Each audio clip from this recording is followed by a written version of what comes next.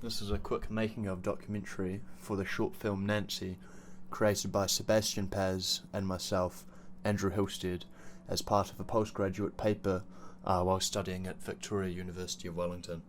All good movies originate from a sound idea, and with that opinion in mind, Sebastian and I spent a decent amount of time developing an idea that would leave the audience on the edge of their seats.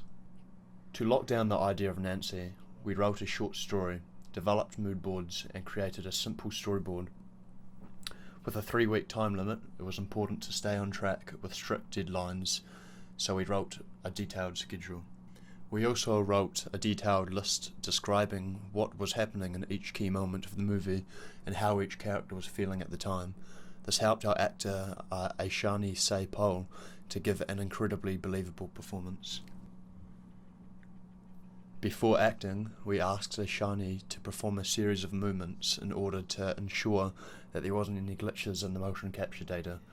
Unfortunately, it turned out that one of the cameras was not calibrated correctly, so we were faced with a few serious fix-up jobs. Next, we created all the characters in Adobe views with the facial control rig option enabled.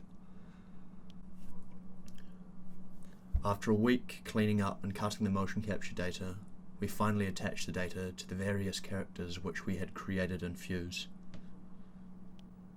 We used Autodesk's Motion Builder, a plugin device from Mixamo, and a webcam to add facial motion capture to the characters. After manually connecting the blend shapes to the characters and tweaking their ranges, we finally got facial motion capture up and running with great success. Since the objective of this project was to work with motion capture data, we utilised the abundance of free assets online. However, since many of these assets were only available in foreign formats to Maya, a good amount of time was spent remodelling. All models, apart from the characters, were also retextured. A free HDRI image was downloaded from the web and used for the Sky Dome. At first, we used this HDRI for image-based lighting, but due to expensive render times, we changed at last minute to a simple directional light. All of the characters were then imported into the scenes and placed into position. For the void scene, a simple ocean shader was used for the water. A free vine generation application was downloaded from the web to get that decayed vine look.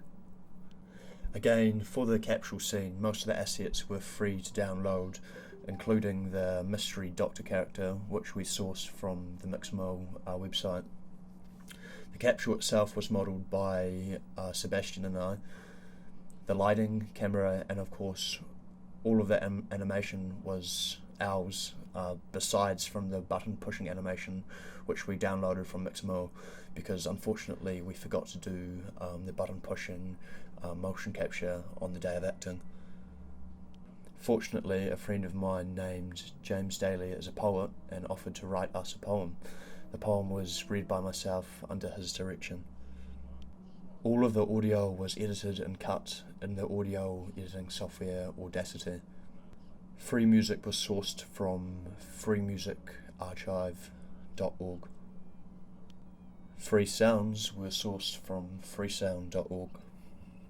The Adobe After Effects software was used for post-production. Plugins including Red Giant's Design Suite were used for various special effects and post-production purposes. Part of the post-production was to create a holographic interface in the last scene of the movie. This interface was created from scratch by creating our own assets and expressions. To get the transitions between the classroom and the void scene, we rendered 2 separate scenes, but with the desk and chair, characters, and most importantly the camera, in the exact same position. In post-production, we simply overlaid the renders and then reduced the opacity of the top layer. And so this was a making of a documentary by Sebastian Paz and Andrew Hilstead. We hope you enjoyed this and perhaps learned something about our design pipeline. Thanks for watching and see you all next time.